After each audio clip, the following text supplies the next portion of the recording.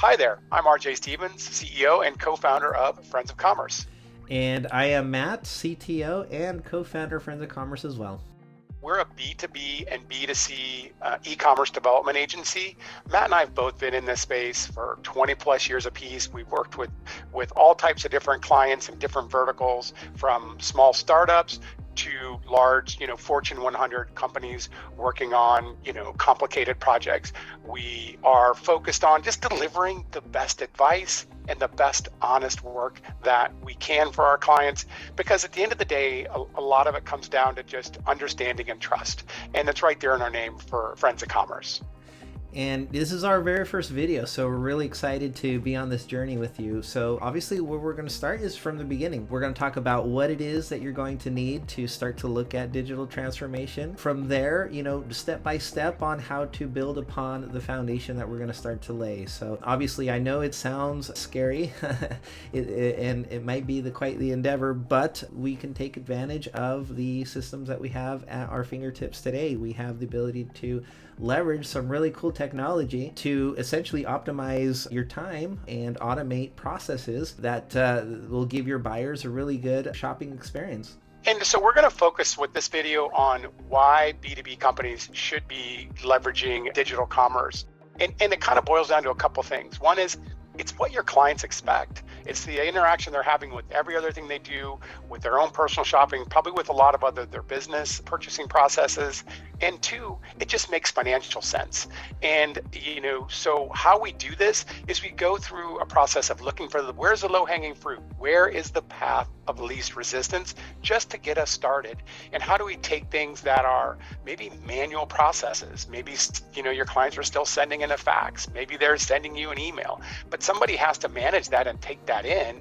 And that, team of yours that's doing that work, one is it's their time. If we can automate some of that pretty easily, then that frees up their time to do other things, to build stronger customer relations, to go out and find new clients, to do things that are actually going to help drive the business instead of just manual processes that can be automated. The other thing is it removes the likelihood of mistakes, things you'd have to fix later. So those things result in a lower cost. Yeah, it's a little bit of an investment up front, but that pays for itself over time, many, many, many times over.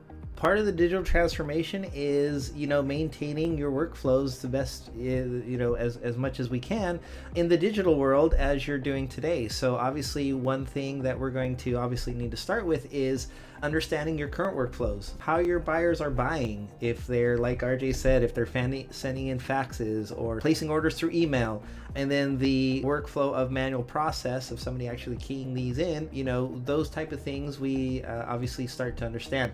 And then from there, digitally transform, putting the responsibility more on them, having your buyers key in their orders, and it goes straight into your system. And then all you need to worry about is just review and processing the order. So definitely reduction of risk and errors, automating, freeing up time, and giving a personalized buying experience to your buyers, and making it easy for them to not only purchase with you, but also repeat buys, repeat orders, and having those constantly be there with the least amount of resistance possible.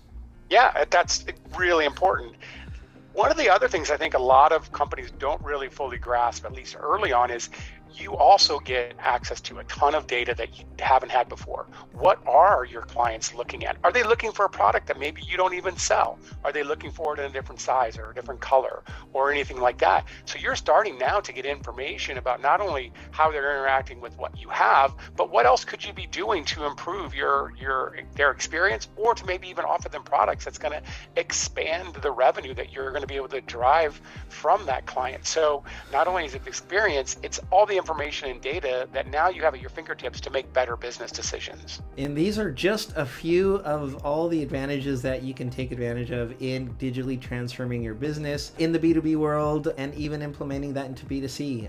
This is just a few examples of those benefits and those rewards that we definitely can reap. But anyways, definitely we want to get you out with all the information possible. Definitely check out our blog. The link's here in the description. Also, give us a like and follow. We'll be sending out content here. We'll be with you every step of the way here in the journey of digital transformation. And any questions you have, either leave a comment here down below or shoot us an email at info@friendsofcommerce.com. And for more information, you can just go to our website. We have a lot of information there you can find, as well as finding this blog.